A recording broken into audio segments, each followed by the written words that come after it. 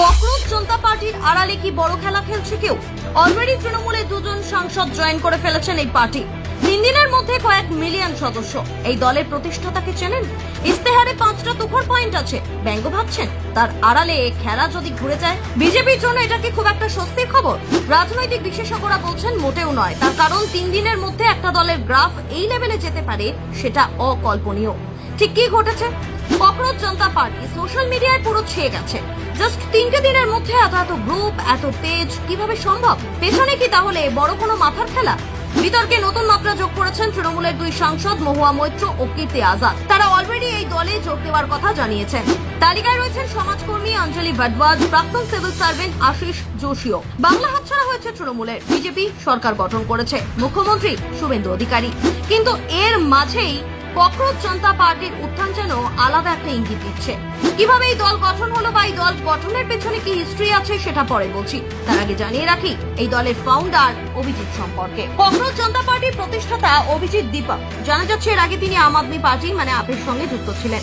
এক সর্বভারতীয় সংবাদ মাধ্যমের রিপোর্ট অনুযায়ী 2020 সালে দিল্লি বিধানসভা নির্বাচনে অভিজিৎ আপের হয়ে সোশ্যাল মিডিয়ায় প্রচারের কাজ করেছিলেন। আমেরিকার বস্টন বিশ্ববিদ্যালয়ে জনসংযোগ নিয়ে পোস্ট গ্রাজুয়েট করছেন। মাঝে 2020 থেকে 2023 সালের মধ্যে আম আদমি পার্টির আইটি সেলের সঙ্গে যুক্ত ছিলেন। তার দাবি, দেশের যুব সমাজের ভাবনা, তাদের প্রতিবাদ তুলে ধরতেই নতুন প্ল্যাটফর্ম গড়ার ভাবনা মাথায় আসে তার। কিন্তু বিষয়টা কি সত্যি এতটাই সিম্পল? ইস্তেহার কিন্তু সে কথা বলছে না। ইস্তেহারের 5টা পয়েন্ট শুনলে আপনার মাথা ঘুরে যাবে। আসন সংখ্যা না বাড়িয়ে মহিলাদের 50% সংরক্ষণের কথা বলা হয়েছে সেখানে। দলবদলুদের ভোটে লড়তে না দেওয়ার কথা রয়েছে।